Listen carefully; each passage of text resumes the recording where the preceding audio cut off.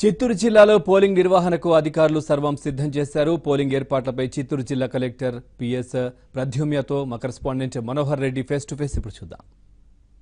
ఎన్నికల నిర్వహణను అదేవిధంగా పోలింగ్ ప్రక్రియను ఏ విధంగా నిర్వహించడానికి ఎలాంటి ఏర్పాట్లు చేశారనే విషయాన్ని కూడా మనకు ఇవాళ చిత్తూరు జిల్లా కలెక్టర్ ప్రద్యుమ్న గారు ఉన్నారు.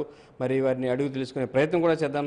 సార్ చెప్పండి, ఈ పోలింగ్ ప్రక్రియ నిర్వహణకు ఎలాంటి ఏర్పాట్లు పూర్తి చేశారు సార్?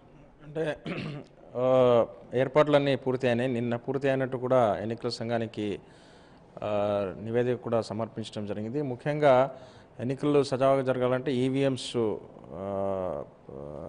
చాలా అవసరము. సో ఈవీఎంస్ ప్రిపరేషన్ అన్నీ కూడా పకడ్బందీగా చేశాము. అదేవిధంగా బూత్లు 3800 బూత్స్ ఉన్నాయి. బూత్లో కావాల్సినటువంటి సౌకర్యాలన్నీ కూడా చేశాము.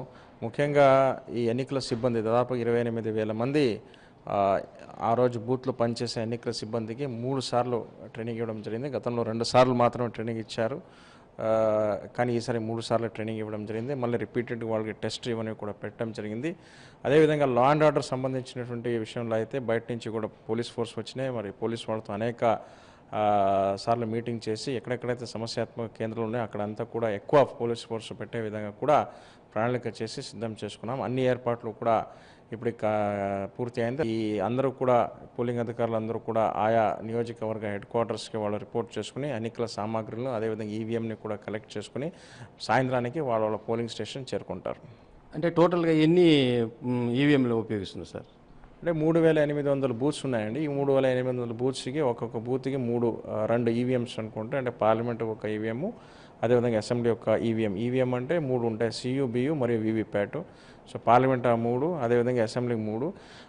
చంద్రగిరి మరియు మదనపల్లి నియోజకవర్గంలో క్యాండిడేట్స్ ఎక్కువ వచ్చారు కాబట్టి అదనంగా ఇంకొక బియుని కూడా యూజ్ చేస్తూ ఉన్నాం. సో టోటల్గా అంటే లెక్కేసుకుంటే 3800 ఇంటూ 2, 3800 ఇంటూ 3 ప్లస్ ఇంటూ 3. అంటే ఏదైనా ఇబ్బంది వచ్చిన ప్రాంతాల్లో ఎలాంటి చర్యలు తీసుకునేదానికి మనం ప్రణాళికలు సిద్ధం చేశాం? ఇబ్బందులు అంటే సమస్యాత్మక కేంద్రాలు కొన్ని గుర్తించాము. దాదాపు 524 పోలింగ్ స్టేషన్ లొకేషన్స్ని సమస్యాత్మక కేంద్రాలను గుర్తించాం. మరి ఇక్కడ విశేషంగా బయట నుంచి వచ్చినటువంటి పోలీస్ ఫోర్స్ ఉంటుంది. అదే కాకుండా ఈసారి ప్రతి ఒక్క పోలింగ్ స్టేషన్లో కూడా వెబ్ కాస్టింగ్, అంటే ప్రజలకు నేను ఈ సందర్భంలో తెలియజేస్తున్నా, మీరు లోపల వచ్చి ఓటు వేసే ప్రక్రియని మేము ఇక్కడి నుంచి కెమెరా ద్వారా చూస్తూ ఉంటాము.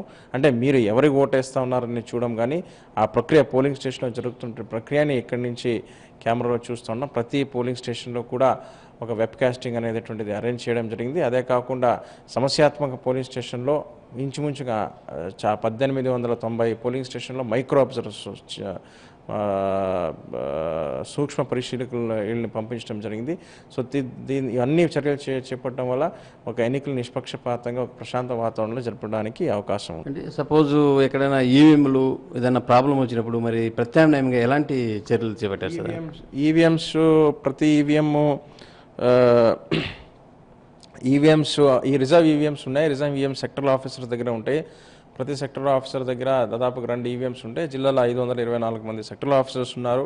సో ప్రతి ఒక్క సెక్టర్ ఆఫీసర్ దాదాపుగా 8 పోలింగ్ కేంద్రాలు ఉంటాయి. సో 8 పోలింగ్ కేంద్రాల్లో ఇప్పుడు 20-25% రిజర్వ్ ఉంది కాబట్టి ఆ రిజర్వ్ ఈవీఎంస్ అన్నీ కూడా సెక్టర్ ఆఫీసర్ దగ్గర ఉంటుంది కాబట్టి సెక్టర్ ఆఫీసర్ ఏదైనా పోలింగ్ స్టేషన్ 10-15 నిమిషాల్లో చేరుకోగలరు కాబట్టి ఏమైనా ఈవీఎం ఒకవేళ మురాయిస్తే ఏమైనా టెక్నికల్ ఫెయిల్యూర్ అయితే వెంటనే ఈవీఎంస్ మార్చడానికి కావాల్సినటువంటి చర్యలన్నీ కూడా తీసుకున్నాం.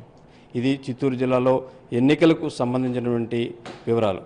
వీడియో జర్నలిస్ట్ అనిల్ కుమార్తో కలిసి మనోహర్ రెడ్డి, ఏవిఎన్ ఆంధ్రజ్యోతి, చిత్తూరు నుంచి.